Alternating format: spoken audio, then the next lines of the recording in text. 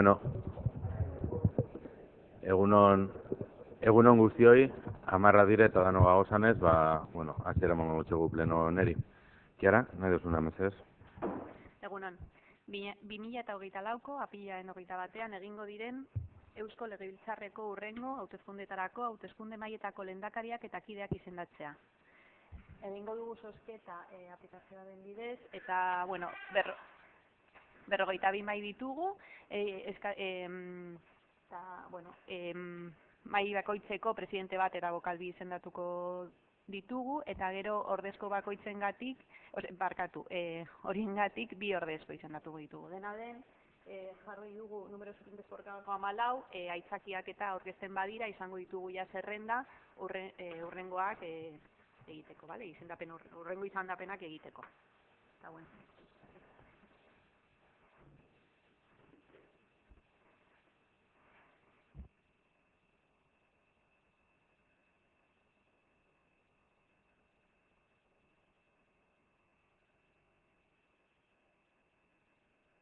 Eginda gero bidaliko dugu zerrenda, bale? Ados, listo, horrela erreza da. Beraz. Bakarrik aipatzea, hainbatetan EH Bildu udaltaldeak eskatu egin duela, udalbatzarra berezia egin beharrean, hauteskunde garaian maien osaketa eren zozketa egiteko, eskatu dugu beti ahal den neurrian osoko bilkurarekin bat egitea. Honetan ikusi dugu posible izan dela, eskari bat egin da, eta eskaria onartu egin du hauteskunde batzordeak. Orduan, nik uste dut, ditugun baliabide publikoak ondo erabili behar ditugula, eta ondo erabiltzeko azken finean ez dugu beharrezkoa ikusten beste osoko bilkura bat deitzea, zozketa bat, minutu bateko zozketa bat egiteko, eta nik uste dut, alden neurrian, hurrengo hauteskundeak, Europa Batasuneko hauteskundeak izango direla, gauza bera egitea eskatzen dugula, eta ez bakarrik Aste Santua eta oporren inguruko kezkagatik, baizik eta diru publikoa ahalik eta hoberen erabiltzeko. Mila esker. Dakizun ez dago gure esku, junta elektoralen esku bai dago, oraingoan onartu indabe egun batzuk aurreratu ahal izatea, eta horrela egin dugu. Ados nago zugaz, ni beprez egongo nintzateke gertatzen dena da, legea bete behar danez, ez jaku beste zer gelditzen, dagokigun epean, edo epe barruan, zozketa hori egin ahal izatea. Alden neurrian eta horrela albideratzen baduzkue junta elektoraletik, ez dago inongo arazorik pleno normaletan egiteko edo arruntetan egiteko. Hurrengo puntuak egan ez ez? 2024ko otsailaren 29ko ikosoko bilkuraren akta onartzea. Aprobación del acta de sesión ordinaria de 29 de febrero de 2024. Norbait ez zer esateko? Ondo baderitzuzue, hau batez onartzen dugu. Eta 3. puntura goaz. Diru laguntzen plan estrategikoa onartzea. Aprobación plan estratégico de subvenciones. Jon. Una duda que nos surgió al leer el expediente es que había un informe técnico, un documento de informe técnico debajo del deportes que estaba vacío, que era una página solo. Entonces no sé si alguien podría tener respuesta a ello. No sé si yo sé que se ha dado respuesta desde intervención. Creo que se ha dado la posibilidad de que fueran 2 informes, que había uno que había un error, que se había metido duplicado, y en uno de ellos no aparecían los anexos, pero sí que estaban, y en el otro que había habido un error. Pero bueno, está Marta, si quieres matizar algo. No entendimos muy bien la pregunta. Entonces, claro, no especificaba cuál era el anexo, que no estaba completo. Os dimos 2 respuestas, pero no sabemos muy bien, porque vemos que todo está completo. Igual el documento ese luego fue corregido. Vale, no, perdona. De todas maneras, cualquier cosa, si no... Perfecto, luego lo consulto. Muchas gracias. Eskerrik asko, Marta. Eskerrik asko, Jon. Bozkatzera pasatuko dugu. Aldeko bozkak. 12. Kontrakoak. Abstentzioak. 10. Beraz, onartu egiten da. EBH, bai, parkatu.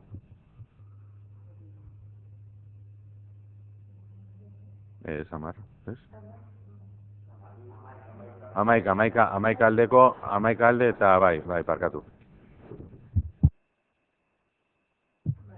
Hurrengo puntua. 1/2024, kreditu aldaketa, kreditu gaikuntzaren modalitatea, modificación de créditos 1.24 en la modalidad de habilitación de crédito.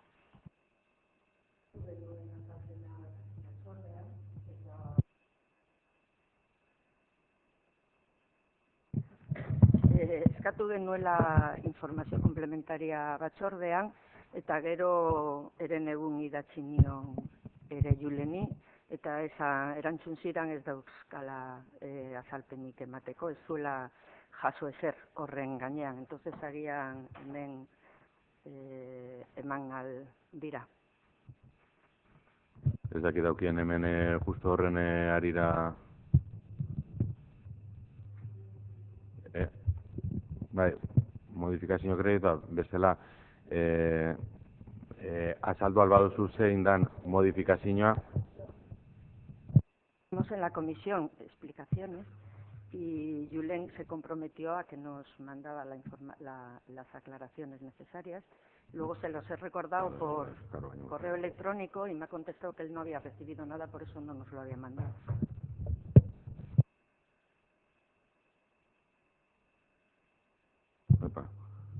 ¿Tienes posibilidad de, resumidamente, decir?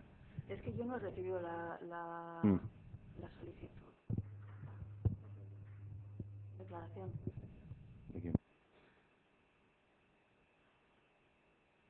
Vale, baina badakizu, pero sí sabes de qué estamos hablando. Es que la pregunta creo que no era intervención, era para el área de la que procedía la necesidad de modificación, era a qué se iban a destinar, ¿no, María José?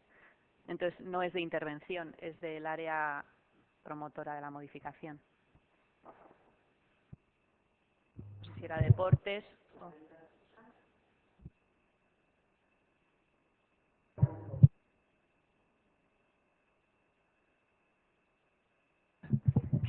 Eran dos, esta y luego era la del fondo recibido de extraordinario de Udalkutxa, el destino que prácticamente el 90% era para el área de deportes y tampoco, eran dos aclaraciones las que pedimos, este que no es el de Udalkutxa y el de Udalkutxa.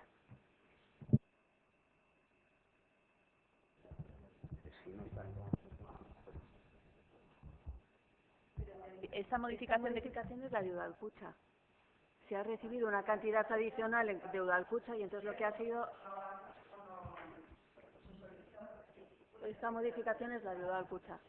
Por eso, entonces, no es lo que decís, Iván, que no es una respuesta de intervención, sino del área de deportes, que Marta no puede responder sobre eso porque es del área.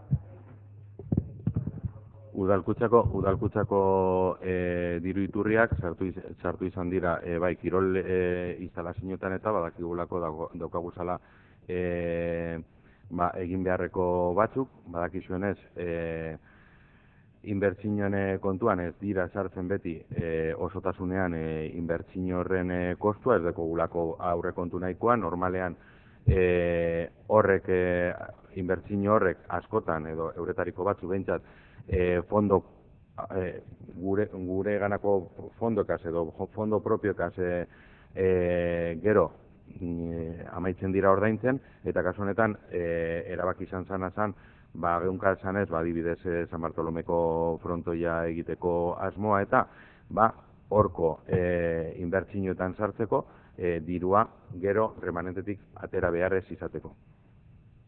Bale, baina onartuko duzu hori informean agertu, txostenan agertu behar dela, porque bestela ulertzen didazu, jartzen da orokorrean kirolarloko inbertsionetan eta ez dakiguz zertaz doa.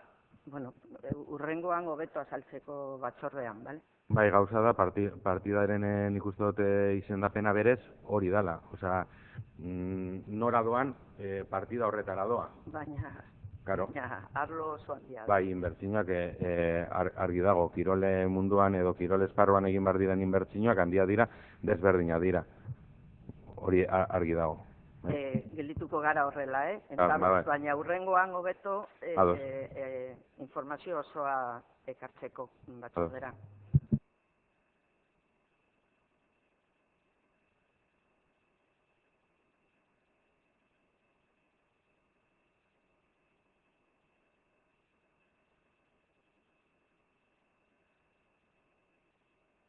Hurrengo puntuak eramezez.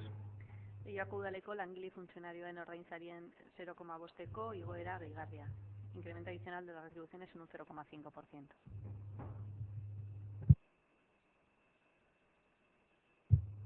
Vale, nosotros como siempre queríamos preguntar si en esta subida están incluidos, junto con los salarios de los trabajadores municipales, en los salarios de los cargos políticos, en cuyo caso si están incluidos votaremos que no, como siempre, no por estar en contra de que se suban los salarios de los trabajadores, sino porque se vote conjuntamente la subida de los trabajadores con la de los cargos públicos.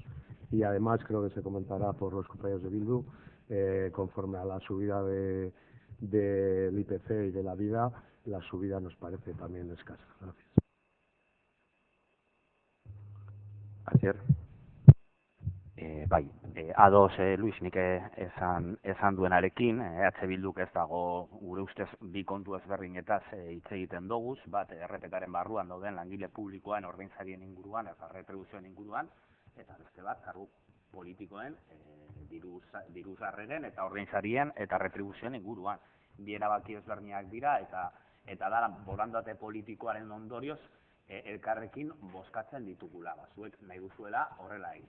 Ez dakit zergatik nahi duzuen horrela egin. Gero beste bide batez, ja Luismik komentatu egin du, aurkitzen gara neko 0,5eko igoera baten aurrean, badakigu KPIak Euskal Herrian askoz gorakoa izan dela azkenengo garaiotan, azken finean erosalmenaren galera baten aurrean gaude, enplegatu publikoak hainbat urtetan daramatzate erosalmena galtzen, eta horren irudipena azkenengo hilabeteotan ikusi dugu, azken finean urriak 25, abenduak 19, eta orain martxoaren 12, sektore publikoan ehuneko 80 baino gehiagoren ordezkaritza duten sindikatuek hiru greben deialdia egin dute, eta azken finean erosalmenaren galera horren puntu bat izan da, birjatzetazak bebai, azken finean zenolako eta zenplegu publikoak garatu eta sortu aldugun, bebai Madriletik inposatzen digute, eta nik uste dut badela garaia pizkanaka oinarri sendoak jartzeko, gutxieneko oinarriak jartzeko, benetan enplegu publikoaren inguruko eta euskal instituzioen inguruko erabakiak Euskal Herrian hartzeko, ez? Obviamente, hau bideratzeko gure bozka ez da berrezkoa, eta esan dugun agerian usteko gure bozka abstentzioa izango da egoera honen aurrean. Mila esker. Eskerrik asko, Asier, Ugaitz. Bai, egunon. Sorionez, erabat ados Asierrek esan duenarekin. Identifikatu dozuz arazoak Madriletik datoz, oinarrizko legeak ezarritako arazoak dira, guk beti errebindikatu izan dugu enplegu publikoa arautzeko gure esparrua Euskadi dela, eta ez lukela Madriletik inposatuta etorri beharko, eta horretarako badauzkagu gure alderdiek Madrilen daukaten ordezkaritza, eta gutxienez gure alderdiak zer adostu dau horren inguruan investidura saiorako, ez dugu ezagutzen Bilduk zer adostu duen horren inguruan. Bai, badakigu greba deialdi batzuk egon direla, hitz egin genezake deialdi horiek eduki duten jarraipenaz, eta, ehuneko langileen 80ko ordezkaritza da, baina zenolako parte hartzearekin hori hasteko, eta gero grebek eurek izan duten partaidetza. Oker espanago, erosahalmenari dagokionez, azkenengo 2 urteetan, oker espanago eta buruzarinaz, langileek 6% inguruko igoera izan dute, agian ez da nahikoa, baina zuk esan duzu, ezin izan dugu gehiago negoziatu. Eta hori da oinarrizko arazoa. Eta bukatzeko gauzak baino ez dut beste batzuetan botadoan espitza botako, baina bai balioan jarri nahi dut berriro ere, kargu publikoek egiten dugun lana. Eskerrik asko. Eskerrik asko, Ugaitz. Bai. Inor ez du zalantzan jartzen egiten duzuen lana. Zalantzan jartzen dena da kobratzen duzuena. Bai, birjartze tasa eta ordainsariak grebaren puntu batzuk izan dira. Baina puntu nagusiena izan da negoziazio eza. Bai, puntu garrantzitsuenak lortzeko eta puntu guztiak ez dira Madrilen erabakitzen, Eusko Jaurlaritzak, bai, eta euskal instituzio nagusienak gidatzen dituzten alderdiak negoziazioa ez dutela burutzen. Eta horrela salatu dute sindikatuek. Bai, sindikatuen gehiengoa. Eta horre izan da. Eta hori bebai argi dago. Zaintza politiketan aurrera egin behar dugula. Hori bebai aldarrakapen zuzena izan da azkenengo grebetan. Eta hori Madrilek ez du inolako esku hartzerik honen inguruko. Edo privatizazioei gelditu behar direla eta publikoaren aldeko apustua egin behar dela. Hori bebai aldarrikapen bat da, eta hori borondate politikoaren arabera egiten da, eta Madrilen inposatzen gaituzten arabera. Bai, ados nago zurekin, gauzak egiteke ditugu, Madrilen inposatzen gaituzten gauza batzuk gainditu behar ditugu, eta horretarako nik uste dut lankidetza beharrezkoa dela, badakit aurre akordio bat dagoela, akordio printzipio bat dagoela, eta ikusiko dugu zertan geratzen den, bai, hori badakit, baina esateko egiteke asko eta hobetzeko asko dagoela gai hauetan. Eskerrik asko, Asier, bai. Eusko Legebiltzarreko eztabaida bat Leioako udalera ekarriko, baina geratzen da zure lankidetzarako deiarekin. Ia lankidetza hori sindikatuen partetik ere ikusten dugun, negoziazio mailak nik dakidala irekita daude. Kontziliaziorako neurriak mahai gainean jarri dira eta ez dira negoziatu nahi izan, altzatu egin dira eta hor jarrera politiko bat dago. Eta jarrera politiko hori ikusi dugu eta ez dut azalpen askorik emongoz, ez dut uste hau foroa danik, baina errelebo kontratuarekin azken egunetan gertatu danarekin. Barik, nik uste dute jarduneko eztabaida emetik edo udaletxe honetatik haratago doala, baina dena den, ni bai hausnarketa bat egin dezagun danok, eta dano dakigu edo jakin barko geunke zer gatozan bozkatzera ona, eta ona gaur egiten dugun puntu honetan, bosgarren puntu honetan egiten dugun igoeraren bozkaketa langileen bozkaketa da. Ez bezegena, langileena, bale? Beraz, zuen esku edo bakoitzaren esku horretan zer bozkatzen den. Nik uste dut espedientean argi dagoela zer dan benetan bozkatzera gatozana. Beraz, Asiarrek esandakoari begira, ni ez dut zalantzan jartzen zenolako lana egiten dugun bakoitza, soldata bez dut zalantzan jartzen, ez hemen egiten duzuen lanan, zein kanpoan egiten duzuen lanetan. Beraz, bueno, creo que he hecho una pregunta lo suficientemente clara como para que se me conteste de manera suficientemente clara. Si yo puedo entender los documentos o no, y he hecho una pregunta para que se me aclare. Se me aclare aquí, creo que no es tan difícil decir si es solo para trabajadores municipales o si está incluido los salarios de los cargos públicos liberados. Simplemente es eso y quiero que se me responda, por favor. Yo te recuerdo, os recuerdo que miréis, os baséis en todos los acuerdos que hemos estado aquí y en base a que se modifican los salarios de los políticos o de los liberados, en este caso, de este ayuntamiento.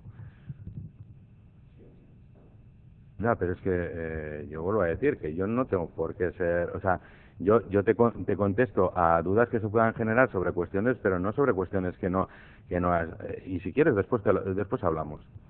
Pero no, porque creo que también merece un poco un respeto el trabajo que se hace desde el equipo de gobierno también, y creo que sinceramente hay una falta de respeto muchas veces a muchas actitudes que desde algunos partidos políticos tenéis a la hora de demandar y de criticar y de exigir a algunos que otros, pues desgraciadamente, pues la vara es diferente para unos y para otros. Perdón, pero creo que yo he sido súper respetuoso ahora mismo y simplemente he hecho una pregunta que todavía no se me ha contestado. Yo vuelvo a decirte que lo que estamos votando aquí es la subida salarial de los trabajadores del Ayuntamiento de Leioa, el 0,5%.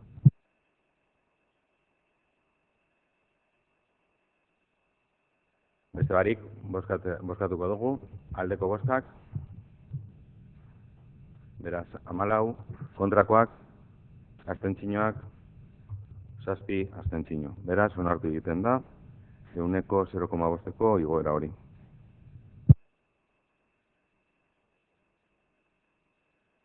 Kiara mesedez, hurrengo puntua. Artaza jauregian ospatzeko zerbitzua eskontza zigileak emateagitiko tasa arautzen duen ordenanza fiskala. Ordenanza fiscal reguladora de tasa por prestación del servicio de celebración de bodas civiles en Palacio Artaza. Norbait edeko zer esateko? Bueno, bozkatzera pasatuko dugu, aldeko bozkak, 14, kontrakoak, abstentzioak 7, beraz, onartu egiten da. Hurrengo puntuak Kiara mesedez. Irakaskuntza bereziengetiko tasa arautzen duen ordenanza fiskala. Ordenanza fiscal reguladora de tasa de enseñanzas especiales. Bai, Mari Jose, mikrofona mesedez. A ver, kasu honetan dauzkagu, bueno, ez dakitia zalantza den, uste dut nahiko argi gelditu dela dekretuan edo resoluzioan, baina ez zaigu ondo iruditzen. Las tarifas del servicio de Udaltxiki se dividen en lo que es la atención ordinaria el mes completo o la quincena y luego el servicio de mediodía.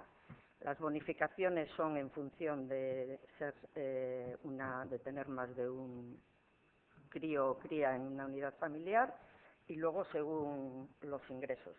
Pero mientras que estas dos bonificaciones metagarriak dira, sin embargo no se le aplica al servicio de mediodía. Entiendo que si es un servicio que fundamentalmente busca la conciliación en la vida familiar, no entiendo por qué no se le aplica las bonificaciones al servicio de mediodía, que implica comer y la siesta del mes completo o la quincena. Me parece que no es correcto, creo que hace una diferenciación que no facilita precisamente la conciliación, igual en los casos de familias más vulnerables. Entonces, bueno, esa es un poco la crítica que queremos hacer. Eskerrik asko, kritika beti bezala onartu egiten dugu, baloratuko dugu, baina suposatzen dut izango dela nahiko ajustatuta dagoelako diru, eskatzen den dirua, ematen den zerbitzuarekiko. Dena den, hurrengorako baloratuko dugu eta nik uste dut lanean hasiko garela bai. Ea, ze ondorio atera dugun eta ze irten bide bai. Aldeko bozkak, 14, kontrakoak, abstentzioak 7. Beraz, onartu egiten da. Hurrengo puntua. Soinu Atadia erakunde autonomoaren zerbitzuak erabiltze egiteko tasa por utilización de servicios del organismo autónomo Soinu Atadia. Dago ezer esatekorik, aldeko bozkak, 14, kontrakoak, abstentzioak 7, beraz, onartu egiten da. 9. puntuak Kiara mesedez. Udalkirol instalazioak erabiltze egiteko tasa por utilización de instalaciones deportivas. Aldeko bozkak, 14, kontrakoak 4, abstentzioak 7.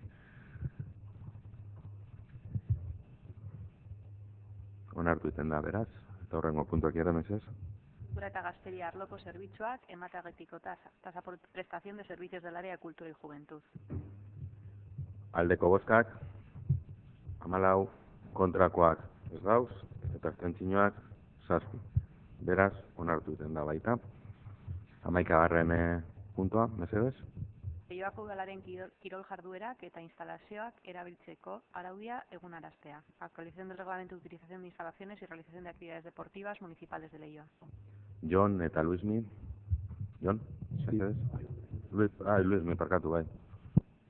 Sí, gracias. Bueno, nosotros queríamos comentar, como hicimos ya en comisión, bueno, es en este punto, pero bueno, quizás también podría servir para los anteriores, en los que modificamos reglamentos, ordenanzas y tasas, y desde nuestro punto de vista nos parece insuficiente pues toda la parte participativa de estos procesos. Como hemos visto y se puede ver, simplemente se pone 10 días de exposición pública en la web. Sé que se cumple la legalidad, como ya se nos comentó en comisión, pero bueno, nos parece que en una web relativamente infumable exponer 10 días al público tanta información y tantas cuestiones técnicas, pues como son cuestiones de abonos mensuales, etcétera, de piscinas, etcétera, etcétera, que luego hemos visto cómo traen bastantes quejas y problemas, sobre todo en verano, con las piscinas de verano, etcétera, en este caso no de instalaciones deportivas.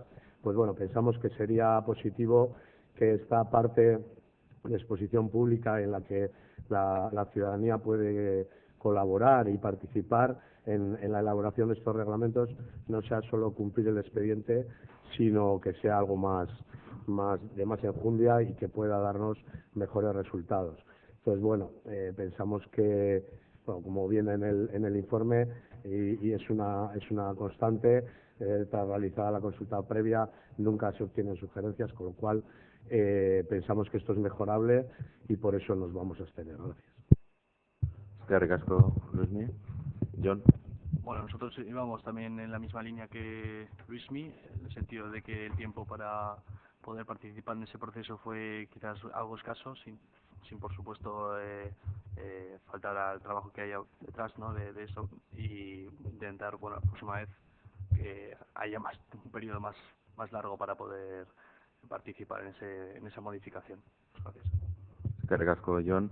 Ni bakarrik komentatzea, reglamentu guztiak egunero, errebisatzeko aukera dago beti, beraz, ez da itxaron behar esposaketa publiko bat egiten denean, gu badaukagu lan egiteko erabat, alderdi bakoitzak edukiko dau, beraz, proposamenak badauko zuen bai, beti dago aukera, guri komentatzeko eta prozesua zabaldu alizateko, holako moldaketak egin alizateko, ez da itxaron behar, gu de facto modifikazio bat egitera goazenera arte parkatu. Aldeko bozkak, beraz 11, kontrakoak eta abstentzioak 10. Beraz, onartu egiten da. 12. puntuak era mesedez. Leioako euskararen erabilera plana, plan de uso del euskera del municipio de Leioa. Hemen emendakina bat izan dugu guztiok eskura dago eta bueno, lehenengoz emendakina bozkatu behar da. Hori da. Lehenengo emendakina bozkatu beharko zan, baina bueno, nahi baduzu egiten dugu txanda bat berba egiteko eta horren ostean egiten dugu bozkaketa. Norbaiten nahi dugu, zer esan? Luismi, Jon, Antxon eta Guaitz.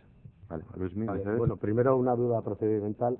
Claro, yo entiendo que la enmienda mejora el texto original, preferiríamos que pase la enmienda, pero quizás a lo que es el texto completo nos abstendríamos. Entonces no sé si tenemos que votar abstención a la enmienda o queremos que sea el texto final la enmienda y abstenernos a él. El RON marca que se vota la enmienda a la totalidad, porque se enmienda a la totalidad. Si sale, no se vota el texto original. Vale, bueno, entonces haremos como si fuera un voto final, entendiendo todos los pesos que hay en las bancadas. Bueno, sin más, nosotros comentar que nos parece un plan muy positivo, que vemos el trabajo que hay detrás y en la situación en la que está con respecto al euskera Leioa, que puede ser el trabajo que se hace desde el ayuntamiento mayor que en otros municipios en comparación, y valoramos este esfuerzo, pero sí que es verdad que bueno, que quedan flecos todavía, que queda margen de mejora. Nosotros ya sabéis que siempre apostamos por la intención de intentar conseguir la gratuidad en el aprendizaje y la formación en euskera. Se están dando pasos por parte del equipo de gobierno y lo valoramos también, pero bueno, aún así creemos que falta un poquito más y votaremos abstención. Gracias. Eskerrik asko, Luismi. Jon? Bueno, respecto a la propuesta de normalización del uso del euskera, el Partido Popular va a votar en contra, por supuesto respetando el trabajo que hay detrás para estabilizar, ¿no?, el uso del euskera en el municipio y también en el territorio, y promocionar su uso, pero siempre respetando la legalidad. Y habiendo leído el texto y leyendo algunas cuestiones como el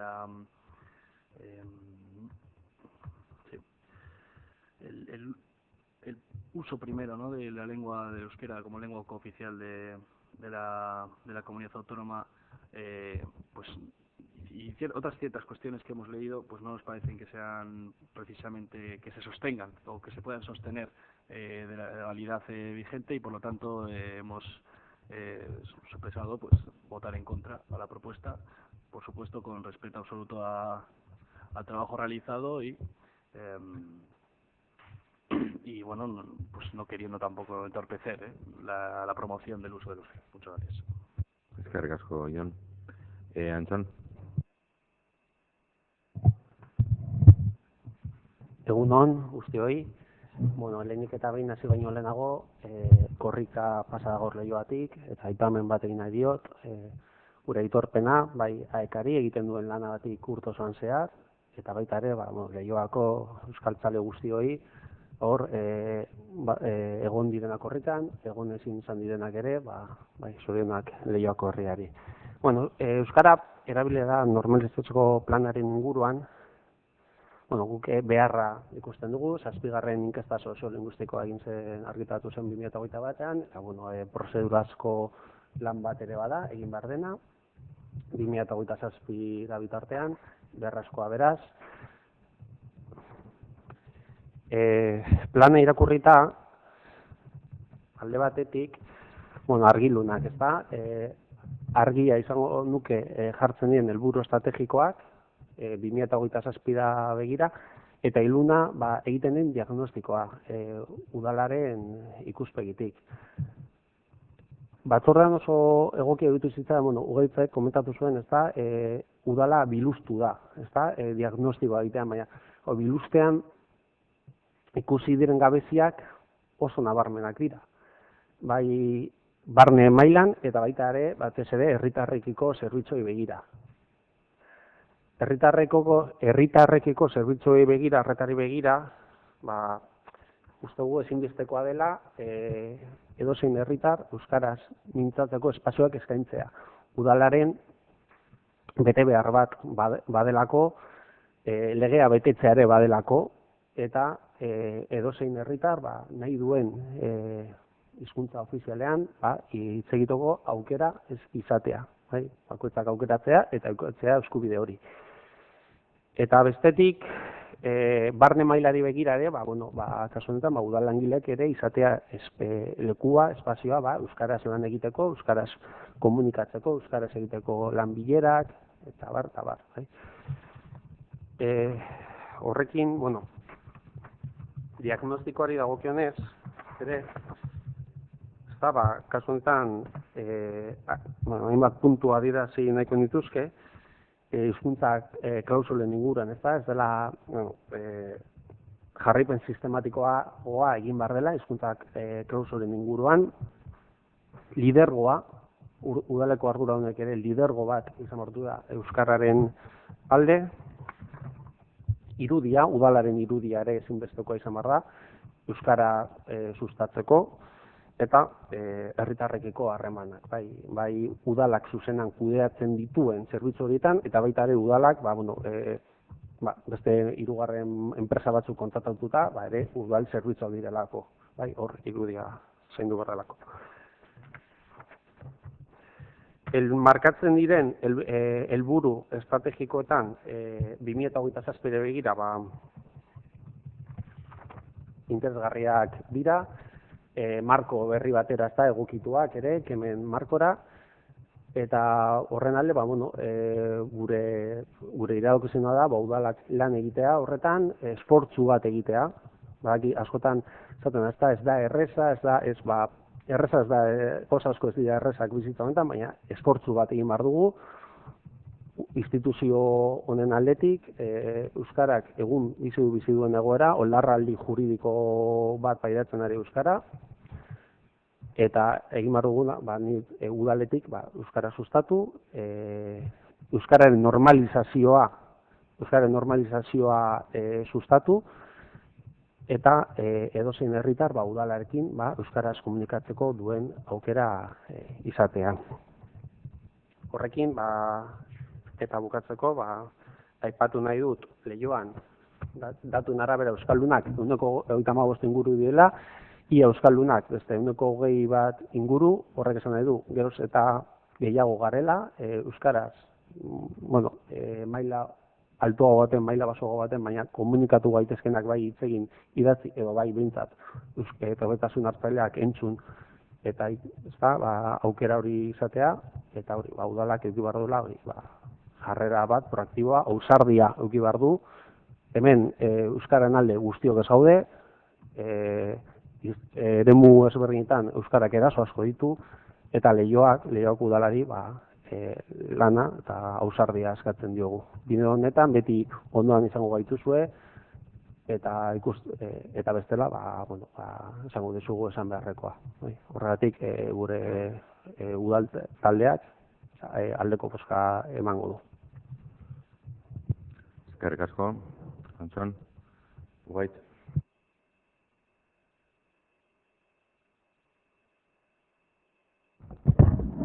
Azteko nik gogora ekarri nahi dut, ematen dago gaur, abenduaren 3 aurreratu zaigula apurtxo bat herrian, eta korrika, erabilera plana eta euskararen egun txiki bat ospatzen ari gara martxoaren 21.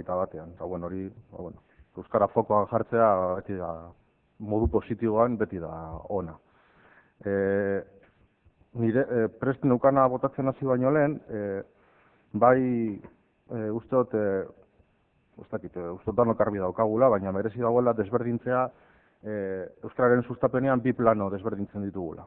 Alde batetik barrura begirakoa, erakundeari barrura begirakoa, eta bestetik erakundetik kanpora begirakoa. Herritarren erabilera, nolabait sinplifikatuta, baina azaltzearren, herritarren erabilera sustatze aldera dagoen planifikazio bat, eta langileen erabilera sustatze aldera dagoen planifikazioa. Bigarren honi erantzuten dio gaur dakargun planak, baina edozelan ere argi dago biak lotuta joan behar direla. Ez da egongo erakunde barruak erabileraren hazkunderik espada, herritarren bultzadarik espadago. Eta hori ere importantea da, eta nolabait ere bada gure erantzukizuna, hauspo hori ematea euskarari kanpoko erabileran barruan ere eragina izan dezan. Beti da postekoa euskara indartzeko edozein ekimen edo neurri, eta gainera esan dituzuenak entzunda, pozik gaude, kritikarik handiena uste dut izan dela, egoera hobegarria dela, eta izuzen ere, hobegarria da, diagnostikoak errealidadeari erantzuten dio, eta guk errealidade horri erantzun nahi diogu, euskararen aldeko jarreran sinesten dugulako, eta hemen gaude, beste gauza batzuen artean, euskara bizi berritzeko, ezta? Eta alde horretatik eskerrak eman nahi dizkiet planaren diseinuan beren parte hartzearekin lagundu duten udal langile guztiei, eta horrek esan nahi du argitagarri badagoela lurrik planak ekarriko dituen hasiak ereiteko. Eskerrak baita be, zuek entzunda plan honen alde egingo duzuen hoi, eta alde egingo ez duzuen hoi, espero aurrerantzean gure helburu honi begira gure bideak batzea, ezta? ez dezagun ahaztu edo zelan ere, eta denon aurrean esan nahi dut, kontziente garela plan hau bere horretan, papera, edo ordenagailuko fitxategi bat baino ez dala, gidaliburu bat. Benetako lana gaurtik aurrerakoa da. Baina paper honek, hori ere egia da, oso gauza garrantzitsuak dakartza. Hasteko, udal barruko euskararen erabileren diagnostiko zintzo bat. Badago non eta zer hobetu. Eta hobetzeko hori onartzea da lehen pausua. Eta hortik abiatuta, langileak eta ordezkariak aktibatzeko eta euskararen erabilera areagotzeko aukerak eta bideak identifikatzen saiatu gara. Benetan, lanabez eraginkor bat izateko eskuartean. Eta oso garrantzitsua baita ere, kudeak eta erdigunean jartzen da. Hortaz, asmo handiko adierazle zerrenda bat jasotzen da euskararen erabileran esku hartzeko eta gura neurtzeko. Gehiegi simplifikatzeko arriskupean ere, azken baten ere, plan honek nahi duena da langile euskaldunak aktibatu. Eta zergaitik ez, euskaraz ez dakiten edo ondo moldatzen ez direnak motibatu eta euskarara ekarri. Horretarako, badakigu hizkuntza ohituretan eragin beharra dagoela. Eta honetan, ibiliak garenok, badakigu ze zaila dan ohitura horiek ez aldatzea, inkluso malgutzea. Baina lortu alda. Eta behar diren lehenengo 3 gauzak badauzkagu. Asmo politikoa, motibatutako langile batzuk, eta tresna bat, gaur onartuko dugun plano.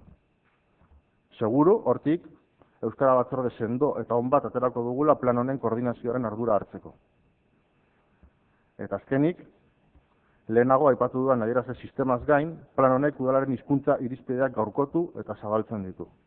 Hizkuntza irizpideak dira, gure bi hizkuntza ofizialen bizikidetza osasuntsu bati begira, udal horretako sail eta langile guztiek errespetatu beharreko irizpide zerrenda.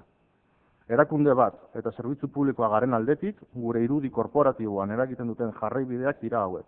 Eta nola ez, are garrantzitsuago. Herritarren hizkuntza eskubideak errespetatzen lagunduko diguten gidalerra. Irizpide hauek arlo guztiei eragiten diete. Harremanei, komunikazioei, kontratazioari, diru laguntzei, argitalpenei. Eta beraz guk, Euskara Zerbitzuaren eskutik, komunikazioa ahalegin garrantzitsu bat egin behar dugu etxe barruan, baina ez dezagun ahaztu denon erantzukizuna eta bete beharra dela hau aurrera eramatea. Eta beste barik, esan bezala, pozik tresna garrantzitsu bat onartzen dugulako gaur euskarari berezi duen lekua emateko, baina erne eta gogotsu honek dakarren lan guztiari ekiten hasteko. Eskerrik asko. Eskerrik asko, Ugait. Bueno, ni izango nazagutzu bete gazi gozo hori jarriko da, ez da, niretzako trista da.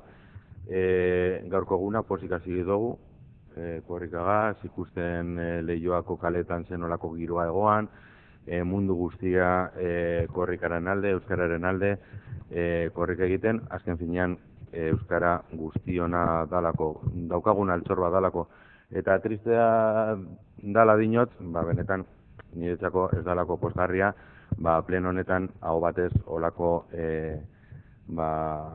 proiektu bat edo olako programa bat aurrera atera ezin izatea. Eta are gitxiago, inongo emendakinik ez danean egon.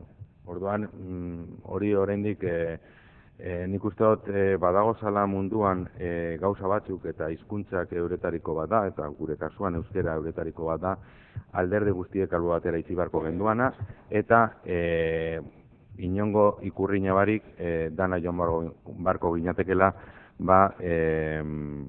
gurea direzen gauzak zaintzeko eta babesteko borroka horretan danok eskutik joan barko ginatekela, ez da? Beraz, horregatik niretzako nahiz eta onartu egingo dan, eta nik uste dut aurrera pausu garrantzitsua dela bebai udaletxarentzako eta Leioa Aztarrentzako, azken finean ikusi dugulako bebai, azterketa hori egin dugunan ikusi dugulako gabezi batzu deko guzala, eta gabezi horrek gainditu eta hobetu behar dugu, edo kendu behar dugu guzala, eta batez ere, nire azkenengo hitzaldi puntu honetan dira, Leioa Aztarrentzako, ez da? Azken finean, euskera bizirik mantentzeko aukera bakarra euskera bizirik mantentzea da, eta bizirik mantentzen da erabiltzen badugu, beraz, animatu Leioa Aztar guztiei administrazio publiko batera doazenean lehenengo hitz euskaraz egitea, kirola egitera doazenean lehenengo hitz euskaraz izatea, Hori ez doa inoren kontra, bakarri doa galtzeko arriskuan egon litekeen hizkuntza eta altxor baten alde. Beraz, animatu guztiok berba egiteko, badakit batzutan alderdietako aginduak gatzak izaten direla eta leku txarretan jartzen duzkuena, baina esan behar dugunetatik haratago nik uste dut kalean euskaraz bizitzea izan beharko litzatekeela benetako aukera bat. Eta gaur egun zoritxarrez ez da guztiz. Beste barik, bozkatu bai Antzon. Aipatzea, Iban, ados nagola zurekin justo bukaran esan duzunarekin, ez da, herritarrok izan behar dugula borondate hori euskaraz bizitzeko eta euskaraz lehenengo hitza izateko, baina udalak ere, eta uste dut honetan ere ados egongo zarekin, udalak ere, udal langileek edo, herritarrekin harremanak dituztenean, euskaraz hitz egitera gonbidatu behar diete. Duela gutxi udal langile batek guri beste espazio baten gaur, gaztelaniaz egin dugu, Asier eta Bioi adibidez. Lehenengo hitza beti izan behar da, euskaraz edo sustatu behar da. Herritarren aldetik konpromesua, baita ere udal instituzioen, kasu honetan Leioako udalaren aldetik guztion ardura delako, normalako gisa, erakunde kolektibo gisa ere, euskaraz aritzea, bizitzea.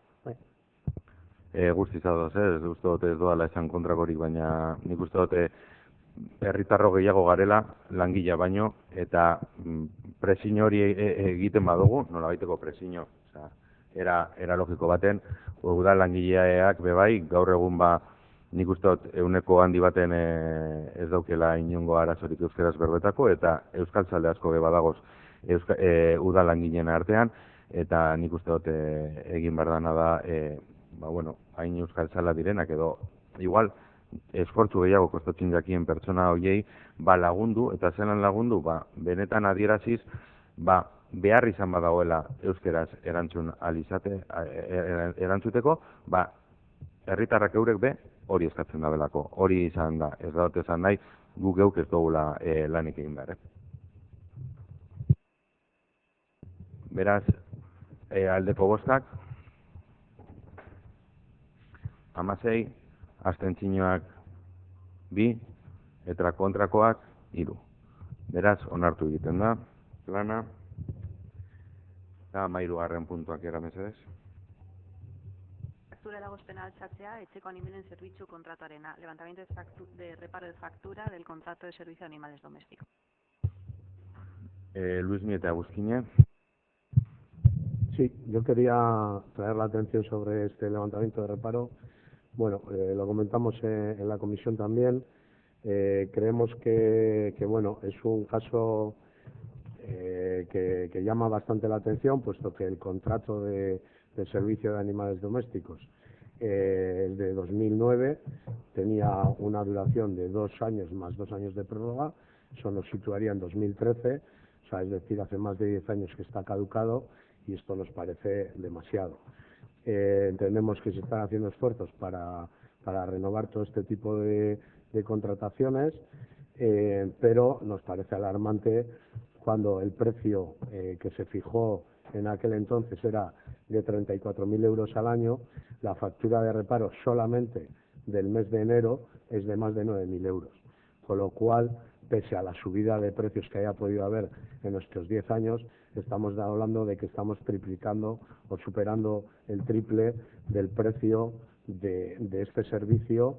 Entonces ya no es tanto el precio, que nos parece alarmante que estemos pagando por encima de lo que podríamos pagar si se hiciera una contratación al uso, sino que también estamos viendo cierta dejadez en no renovar este tipo de contratos que llevan, como digo, más de 10 años caducados. Con lo cual nosotros vamos a votar en contra, como en otras ocasiones, a este tipo de reparos, no para que no se pague la factura a la empresa, sino como toque de atención a este ayuntamiento para que haga la labor de renovar este tipo de contratos lo antes posible. Gracias. Eskerrik asko, Luismi. Eguzkine? Gure kasuan be, azpimarratzea nola iraingitze da, eta parkatu, la fecha de caducidad, ez da iraingitze, Jesus, iraingitze da, eta bai, pasatzen diren berriro ere, ez da lehenaldia, gertatzen dena, eta mesedez kontu eukitea, olako gauzekin, azken finean, galtzen duten Leioako herritarrok direlako, euren zergetatik eta gure birute irtetzen delako guztia, bai? Mila esker. Eskerrik asko zuri, Eguzkine. Sí, bueno, simplemente concretar, aunque ya lo explicamos con todo el detalle que podíamos explicarlo, por lo menos hasta la fecha, en la comisión, este contrato, pues evidentemente, por parte del área está el trabajo hecho, o sea, se elevaron los pliegos. Es verdad que la ley ahora mismo nos obliga a una serie de circunstancias que efectivamente obligan también a que haya un aumento en los costes, bueno, porque se asumen una serie de medidas que antes pues no eran por ley, y ahora pues, el ayuntamiento que hace el trabajo, yo creo que muy bien en el ámbito de la protección animal, bueno, pues antes no se chipaban los gatos, ahora hay que chipar gatos, quiero decir, las medidas de esterilización que antes igual otros ayuntamientos igual no hacen, pero nosotros sí no lo tomamos en serio. Entonces, bueno, lo que estamos es trabajando precisamente en ese pliego que se está intentando ver de qué manera se puede acotar. Bueno, el trabajo, las medidas están donde tienen que estar, pero sí es verdad que estamos a la espera del proceso por parte del área de contratación, que están trabajando y también tenemos pues mucha tarea. Pero bueno, aceptamos que evidentemente hay un retraso y en ello estamos intentando trabajarlo todo lo mejor posible. Eskerrik asko, Pilar. Onartu behar da Luismik esandako hainbat gauza, eta euretariko bat da ezin dela horrelako kontratu bat hain epe luzean iraungituta egon. Hori holan da, baina nik bakarrik igoeraren arira komentatzea ez dela bakarrik prezioen igoera bat izan, baizik eta prestakuntzen handitze bat. Badakigu azkenengo 10, 12, 15 urtetan zenolako bultzada emon jakon animalien kontu oneri, zenolako prestakuntza gure gain beha jaso izan doguz, eta emoten diren edo egiten diren gauza guztiak ondo jorratu eta ondo landu ahal izateko, benetan gatza da eta pleguak egiten ari dira, eta foru aldundiak berak bebai, eta atxikituta gauz, printzipio baten, eurek ari diren kontratazio bat egitea, baina oso gatza da, herri guztia deko guzalako zerbitzu ez dira guztiz berdinak, desberdintasuna daukaguzalako, baina, bueno, gure asmoa alik eta harinen hori egin ahal izatea. Eta, bueno, Eguzkinek esan da guanagaz guztizadoz, matizazio bakar bat egitea, eta da, Leioazarren dirutik ordaintzen ari garela, baina eske ondo lizitatuta egongo bazan bai Leioazarren dirutik ordaintzen egongo ginen zerbitzua, beraz, dirua noski, Leioazarrengatik urteten da. Aldeko bozkak, 11, kontrakoak 2, eta abstentzioak 8. Beraz, onartu egiten da. Hurrengo puntuak era mesedez. Leioako udalaren eraikin eta lokalen zerbitzuaren ekaineko faktura ordaintzea. Aprobar el abono de la factura del mes de junio del servicio de edificios de limpieza de edificios y locales del Ayuntamiento de Leioa. Luismi eta gero Mari José.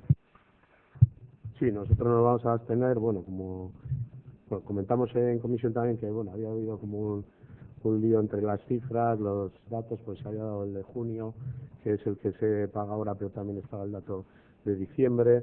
Entonces, bueno, sin más, nosotros nos vamos a abstener, entendemos que es una abono de factura que hay que hacer por el pago de unos servicios extras que se han realizado, lógicamente hay que hacerlo, pero en este contrato, además de limpieza de edificios, también en los pliegos se recogían ciertos servicios o ciertas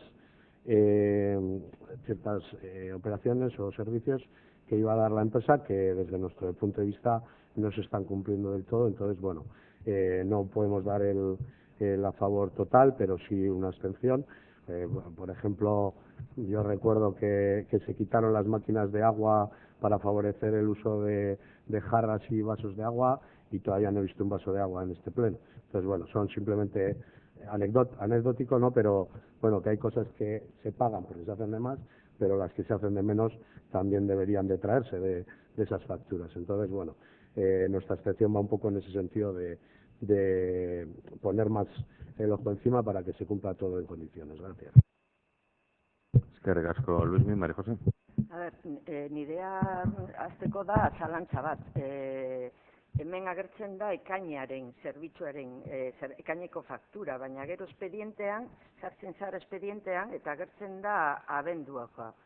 Osea, 2003ko abenduan emandako zerbitzuari dagokienez, ez lehi Osea, agertzen da abendua. Entonces, ez dut ulertu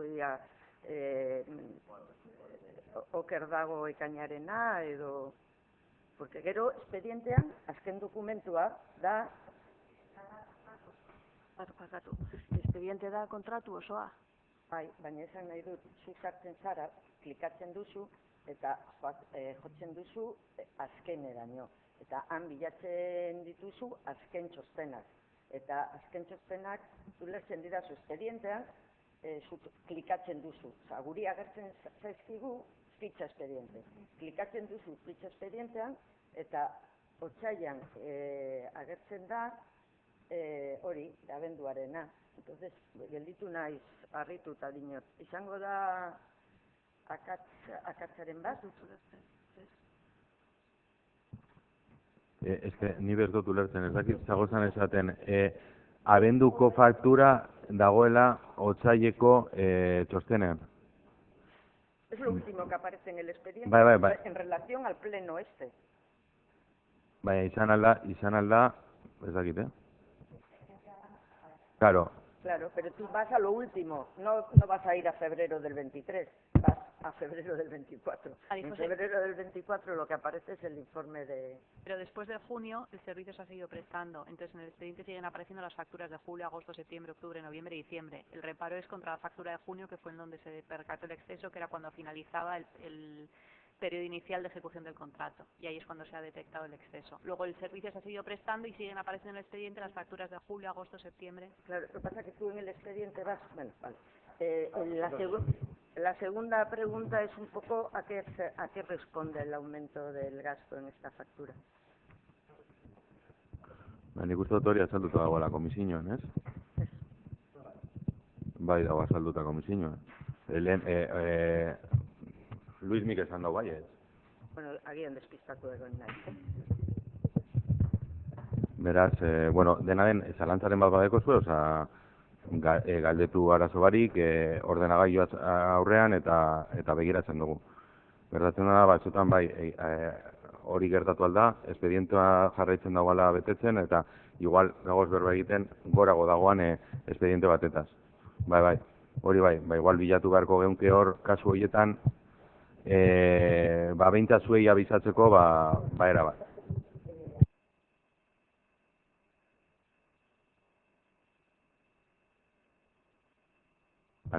Bale, bozketara egin baino, joan baino harinago bakarrik esatea, ikusten baduzue udal zerbitzu bat txarto emoten ari bada edo ez bada betetzen, esan, ze edalontziak eta urrontziak badeko guz.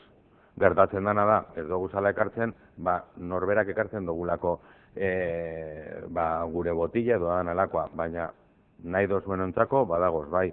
Urrontziak eta horrela beste hainbat gauzetan, askotan guri gertatu alda, igual zaintza lana horretan, igual zozer ez jakula ez garela konturatzen, eta gu pospozik hartuko geunke benetan horrelako jarraipen egon ahal izango bazan, bale? Aldeko bozkak, 11 kontrakoak ez dagoz, eta abstentzioak 10. Beraz, onartu egiten dabe bai, eta bigarren partera guaz. 2024ko kontratazio plana kontuan hartzea, dación de cuenta del plan de contratación 2024. Bai, Luismi. No, sé que es una dación de cuenta, pero bueno, quería también llamar la atención porque al hilo de lo que hemos estado hablando tanto en la factura de el reparo de servicio de animales como en esta última, pues bueno, quería llamar la atención que he sumado así rápido en lo que aparece en el plan y estamos hablando de más de 66 millones, que se dice rápido, pero es bastante significativo de las cifras en las que nos movemos en contrataciones, que es bastante grande, supera el presupuesto de un año, casi año y medio de nuestro ayuntamiento, ¿no? Y bueno, todo esto se destina a una contratación que se externaliza y en muchas ocasiones pues sabemos que son obras necesarias, que hay que hacerlo con una contratación, otras que el ayuntamiento pues lleva tiempo debiendo hacer y por ejemplo yo siempre traigo el de mi barrio, Pinueta, ¿no? Que aparece también y esperemos que se lleve a cabo y algunas cifras, bueno, pues que pensamos que no se ha puesto el dinero suficiente o que habrá que modificar, pero bueno, también hay un puñado de servicios al final que no están presupuestados o no se les ha puesto cifra, como es el que hemos hablado de protección animal o asesoramiento de seguros, protección de datos, participación, Rigune, que bueno, tenemos que son partidas interesantes, importantes, que también tendrán su montante y entonces pues bueno, que nos estamos moviendo en cifras de más de en torno a 70 millones de euros, que bueno, que bien podríamos revisar, modificar o estudiar y repensar la forma de cómo trabajamos en el ayuntamiento, pues primando más esa remunicipalización quizás o tener un control más cercano a la ciudadanía desde nuestro punto de vista, dado que vemos que es un plan necesario, ¿no? para recoger todas las contrataciones que hay que hacer en el ayuntamiento para que el trabajo y los servicios se saquen adelante, pero también queremos traer la necesidad de repensar que no es necesario quizás externalizar todo o subcontratar o como le queramos llamar, sino que el ayuntamiento pueda asumir parte de este tipo de servicios para darlos de una manera más cercana a la ciudadanía y que la ciudadanía, de hecho, se sienta más partícipe y representada en ellos. Gracias. Eskerrik asko, ni bakarrik komentatzea, bai, kuantia handia izan aldala, baina batez ere ez direlako urte bateko kontratu. Euretariko kontratu asko dira hainbat urtetarako kontratuak, beraz, ekiparapena hori egitea urteko aurrekontua eta kontratatuko duguna, nik uste dut ez dela zilegia, pero bueno, vale, eskerrik, bai. Luis Mike bota duenaren arabera, argi dago zuk esan duzunara, azken finean urte batzuk, bestela ezin dugu onartu, ezin dugu 76 milioiko fakturak izan, eta 40 piku milioiko aurrekontua. Bagoaz alpufo zuzenean. Baina bai argi izan behar dugula, gure ustez be bai, eta Luis Mike botataren arabera, nahiko handia da, subkontratatzen ditugun zerbitzuak, gure ustez batzuk argi eta garbi, oso beharrezkoak dira, baina uste dugu egiten ditugun, edo estrukturalak diren zerbitzu batzuetan, eta eskatu dugu hainbatetan publifikazioaren inguruko ikerketak egitea, horretan ez gaude ados, eta ikusten dugu honetan, naiz eta urte batzuen emaitza izatea, argi ikusten dela, aurrekontuaren 1% oso handia subkontratatutako zerbitzuetan joaten zaigula. Matiz txiki bat, eta subkontratatutakoak ez kontratatutakoak, bale? Nik uste dagoela desberdintasun txiki bat horretan. Beste bariz, kontu ematea zan, eman da dau, hurrengo puntuak jara. Kontuan hartzea, 2/2024 aurrekontu aldaketa kreditu transferentziaren modalitatean. Dación de cuenta la modificación presupuestaria 2/2024 en modalidad de transferencia de crédito. Horrengo puntua. Irakinen arazketa, ekitaldia zenbakia duen dekretoren berri emotea. La depuración de remanentes, ejercicio corriente. Dar cuenta del decreto. Zerrez dago, aurrera. Irakinen arazketa, jaribideko ekitaldia, la depuración de remanentes, ejercicio corriente.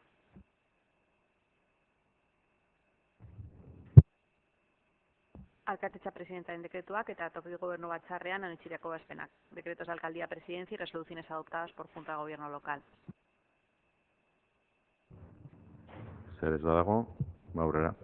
Premiazko mozioak, mociones de urgencia, Ez dago zanez, aurrera.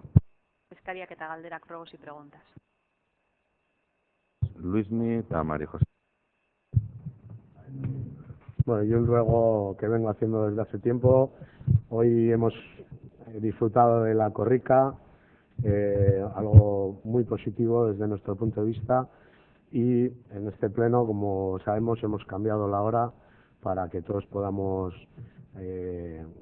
poder seguir este evento, de promoción del euskera, y con el que nosotros, como votamos en la Junta de Portavoces, estamos de acuerdo y votamos a favor, pero me gustaría llamar la atención nuevamente que desde este grupo hemos solicitado en varias ocasiones que también se retrase o se modifique la hora o la fecha del pleno por otros motivos tales como favorecer la participación ciudadana, favorecer la conciliación para gente que tiene, sobre todo, personas dependientes a cargo, o favorecer, como hemos votado hace poco también, el derecho a huelga, y para ninguno de estos derechos se ha modificado la hora y la fecha del pleno.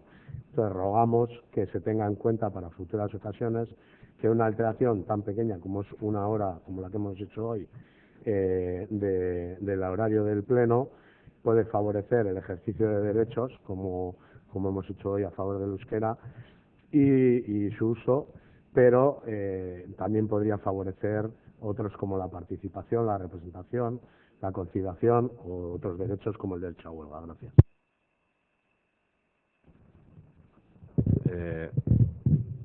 Creo que cuando hicimos la reunión de Junta de Portavoces quedó claro cuál era nuestra postura, pero simplemente decir que nosotros no modificamos el hecho del Pleno por un derecho a la huelga, que tienen derecho a la huelga, y precisamente para que se vea que ese derecho pues ha tenido un efecto, lo lógico es que se siga con el trabajo ordinario. No hemos modificado el día tampoco del pleno, lo hemos atrasado una hora. Puedo estar de acuerdo contigo en que se puede modificar para facilitar algunas conciliaciones, como puede ser la que alguna vez hemos comentado, pero también es verdad que igual atrasando también más de lo que ya hemos atrasado el pleno en este mandato, pues también se puede perjudicar a otras conciliaciones familiares que tienen que hacer otras personas que están en este pleno también. Lo cual se intenta llegar a un entente y estamos dispuestos a hablar lo que haga falta, pero entendemos que una vez que se marcan unas fechas, es verdad que se puede mover, todo se puede cambiar, pero entendemos que verdaderamente si aquellas personas que deciden hacer su derecho a la huelga y quieren que ese derecho sea verdaderamente visible, pues cuanto más normal sea la jornada, pues entiendo que más efecto tendrá esa llamada a la huelga, porque si cerrábamos el ayuntamiento ese día y declarábamos día de fiesta, pues claro, no se vería verdaderamente si la huelga tenía incidencia o no. María José. María José, orain dela bi egun, egon zen Artatxa parkean, auzokideek deituta itsasazpiko tuneleren kontrako konzentrazio bat. Han, egon ginen eta galdera batzuk egin zizkiguten. Hori dela eta galdera hauek ona ekarri nahi izan ditugu. 5.5hirurogei/2023 foro agindua azaroaren 13ko ingurumen naturala eta nekazaritzako foru diputatuak argitaratu zuen Laniakoko ibaiazpika eraikitzeko proiektua izena ingurumen inpaktuaren adierazpena. Dokumentu honetan ingurumen ebaluaketa agertzen da, eta momentuz dokumentu hau da alegazioei erantzunak ematen dituen dokumentu bakarra. Dokumentu horretan agertzen dira Leioako udalak egindako alegazioei erantzunak. Orain irakurriko ditut, hauei lotuta dira gure galderak. Baina lehenago azpimarratu nahi dut zein izango den leioztarrei eragingo dien kaltearen zorrera. La ejecución del enlace y en boquille en la zona de Artaza, hau da literalki ebazpen honek jasotzen duena, La ejecución del enlace y en boquilla en la zona de Artaza supone la ocupación de una superficie de 16.000 metros cuadrados del parque, superficie donde es necesario desmontar el parque y excavar una cavidad hasta los 45 metros de profundidad, bajo la cota del terreno actual, creando una superficie desde donde iniciar la excavación del túnel en mina. El borde sureste de la excavación se acerca hasta escasos 10 metros del cierre perimetral del Palacio de Artaza. La zona de obras rodea el recinto del Instituto Artaza Romo por el lado del parque y la excavación afecta de manera directa a una parte del patio del instituto. Además, en otros aproximadamente 18.000 metros cuadrados se excavará el parque para poder ejecutar los falsos túneles, llegando a profundidades variables según la cota a la que se ubiquen los ramales de enlace. Por tanto, la ocupación del parque de Artaza en fase de ejecución de las obras será de unas 3,5 hectáreas. Estas actuaciones se realizan colindantes con la carretera de la Avanzada, la rotonda de Artaza, la calle Gobelaurre y el Instituto Artaza Gobela, abarcando el terreno existente hasta las inmediaciones del Palacio Artaza. Su ejecución conlleva la desaparición de 3 pasos subterráneos que conectan el barrio de Artaza y Antiguo Golf con el lado opuesto de la VI 637. Bueno, las alegaciones, y lo único que podemos, por eso vienen las preguntas, porque en dicho documento hablan de las alegaciones que presenta el Ayuntamiento y prácticamente no estima ninguna, ¿no? Dice, la primera dice, la integración de la pasarela de conexión entre los márgenes de la Avanzada, dotándola de capacidad para uso peatonal y ciclable y con una serie de especificaciones de diseño determinados. Dice, el proyecto lo estima parcialmente. El soterramiento del metro en Lamiaco y la implantación de una estación intermodal con el tren Lazadera en ese punto. Dice, el proyecto no lo considera procedente por haber una encomienda de proyecto de encaje de una solución multimodal al Consorcio de Transportes de Vizcaya.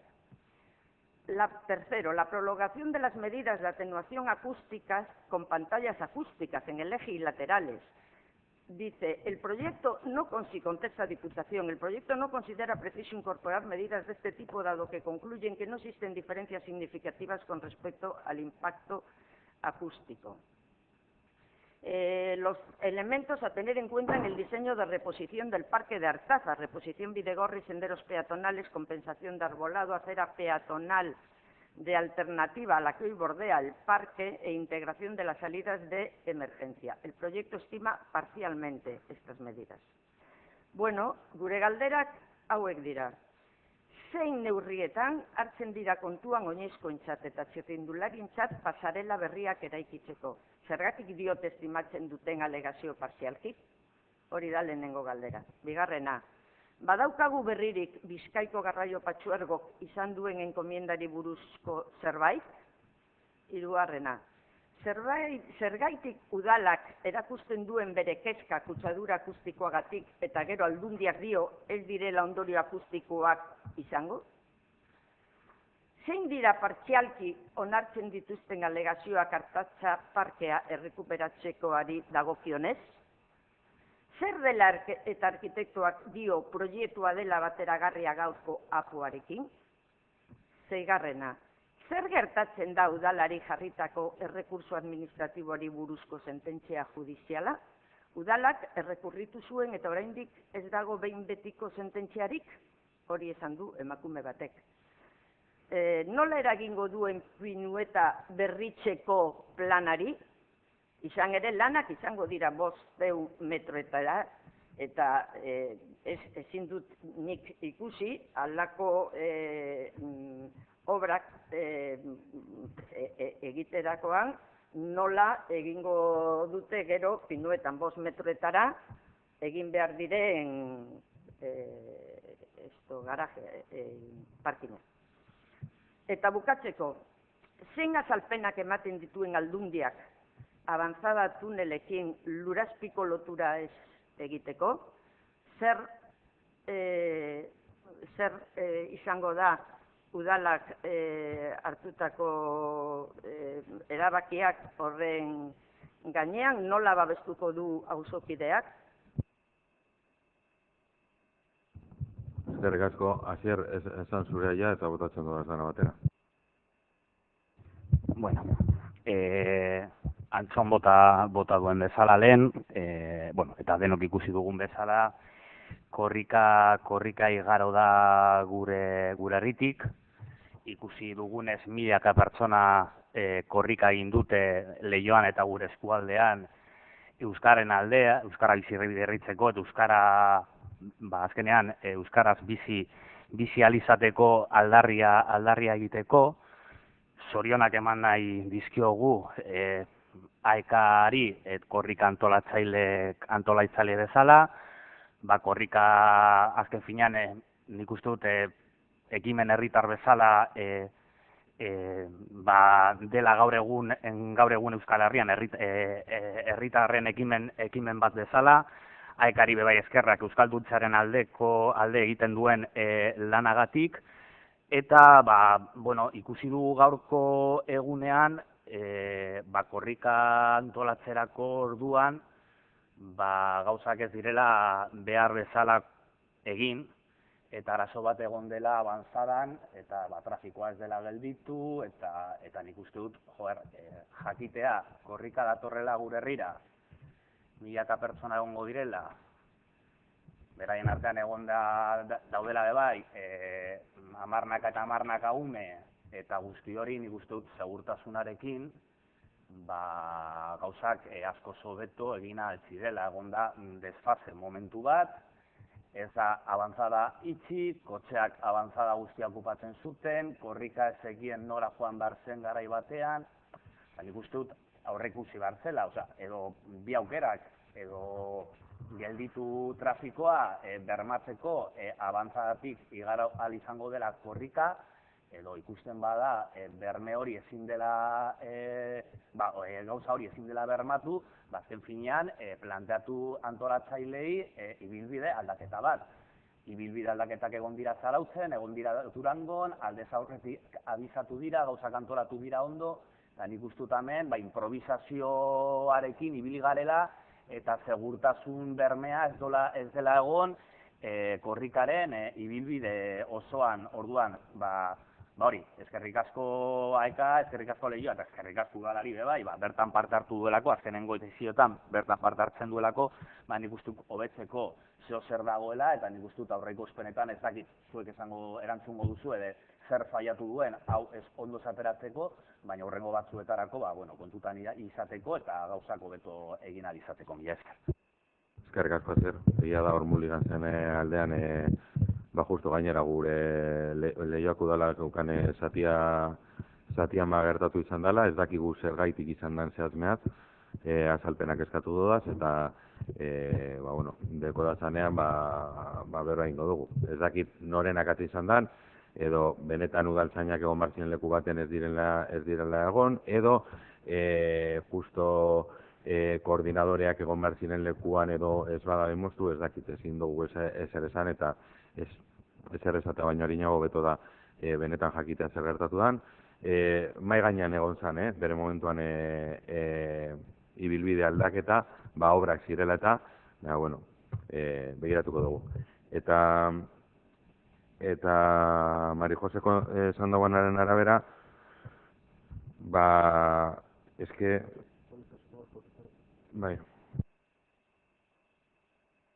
baina nabarduratxo bat, Udalak ez da bakarrik parte hartzen kilometroan. Udalak laguntzen dutzo korrikari, korrikaren inguruan egin diren ekitaldi guztiak antolatzen eta babesten bebai.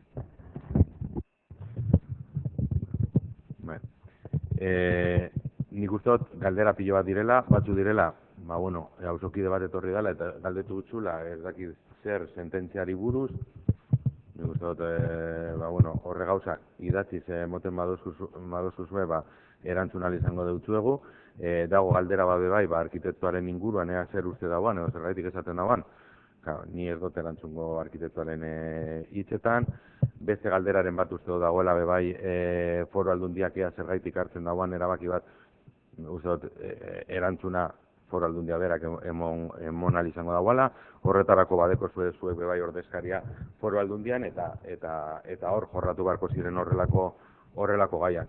Denaen nik uste galdera zerrenda pilo bat bota dozu zala, idatziz agintzen badozkuzue, idatzitza daukozulako, alde auguzanak erantzungo dugu. Bai, eramango ditut ondo iruditzen bazaizue datorren lurraldetasuna batzordera. Ni bakarrik esata gauzatxo bat, osea, dinote, agilitatearen kontua dela eta harinago pasatzen badeguzue galdera horrek, eta abizatzen baduzue, oie, begira, lurralde batzordean galdetuko dotau. Denpora emoten baduzku igual, lurralde batzorderako badeko guzen erantzuna prest. Bestela, itxaron behar dugu berriro, eta horrengo plenoan egongo gara ez dugula erantzun, claro, vale? Bakarrik, Baina eskatzen dut konpromisoa udalari implikatzeko, porque, osea, nik ekarri dut gaia, baina normala izango zen denon artean konpartitzeko aspektu guzti horiek. Hori izango zen normalena, izango da gutxienez 4 urteko obra. Eta egin eta gero izango dituen ondorioak izango dira oso larriak, oso larriak. Nik uste dut oso importantea dela ona ekartzea ere debate. Bai, eramango ditu galdera hauek batzordera, baina segurazki bueltatu beharko direla onan. Porque hemen gaude guztiok eta denok bota dugu gure iritzia. Bai, ez, bueltatuko direla badakit. Badakigulako zein dan zuen ikuspegia sufrugalarekiko eta zein dan gurea. Sin más, eta debate hori eukiko dugu. Hori bai, ezin duguna behartu da besteak pentsatzea gu pentsatu nahi duguna edo gu pentsatzen duguna. Nik zuk esandako edo aipatutako gauza batzuengatik uste dut dekozuela edo dekozuela ni baino informazio gehiago gauza batzuen inguruan izan daitekela edo badekozula burutazio batzuk zer gertatu ahal izango den edo zer. Dena den, nik uste dut lan egiteko esparrua badagoela, hemetik kanpo, nahiz eta gero ona, aldarrikapen politiko horrek maigaineratu. Kontua da que nos ha tocado bailar con la más fea, Iván. Eta horrela da, osea, es que ondorioak, osea, oso negatiboak izango dira. Osea, horretan ez dago zer esaterik, osea, mahai gainean daude. Eta nik daukadan informazio bakarra da, dekretu honetan ebazpen horrek jasatzen dituena, ez daukat besterik, baina esaten dute zer, osea, onartzen dute hori, trafikoaren handitzea eta bestea.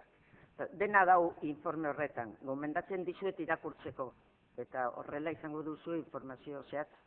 Proiektu horretan dagoz ingurumen txosten hori, baino askoz bet txosten gehiago, ez dago bakarrik hori. Dinot, irakurri behar direla danak, ez bakarrik bat. Eta bakarrik gelditu interesatzen daguna. Nik uste dut errogua eta main gaineratuta dagoela, alde goazela, eta badakigula zuen ustez nora goazen, goaz, ni goratzen duten nire lehenengo lan pilo bat gustatu datan liburua zen La historia interminable, eta cuando venía la nada, ¿no? Badakigu que vamos a la nada, con el PNV vamos a la nada, pero bueno, tranquilo, lasai, hauteskundean laster datos, ¿vale? Sí, yo al hilo de esto quería recordar que desde nuestro grupo ya hace tiempo tendimos la mano para poder trabajar esto conjuntamente. Hubo un compromiso en el que tuvimos alguna reunión para la presentación de alegaciones por parte del ayuntamiento, aunque sí que es verdad que venían ya un poco trabajadas en vez de para poner en común, pero fue un paso, creo que se puede seguir dando sus pasos, ya que, como dice María José, creemos que la afección que va a tener las obras y la obra en sí, el proyecto en sí para Leioa es de una magnitud importante, con lo cual creo que todos los grupos deberíamos velar para que esas obras o ese proyecto sea lo menos dañino para Leioa posible, y en eso creo que podemos estar todos en la misma página y podemos trabajar conjuntamente, con lo cual creo que esas mesas de trabajo podríamos hacerlas más a menudo, podríamos trabajar conjuntamente y aportar desde todos los puntos de vista. De todas formas, vuelvo a reiterar que es un es un proyecto que es a nivel territorial, que en juntas generales es donde se deciden estas cosas, donde todos tenemos representación y donde podemos hacer llegar todas nuestras cuestiones. De todas maneras, decir que a mí lo que sí que me consta es que ese proyecto se ha ido retocando respecto a las alegaciones y demás para que precisamente esas afecciones pues puedan ser las menores posibles. Besterik ez badago, eskerrik asko guztioi eta ondo pasa.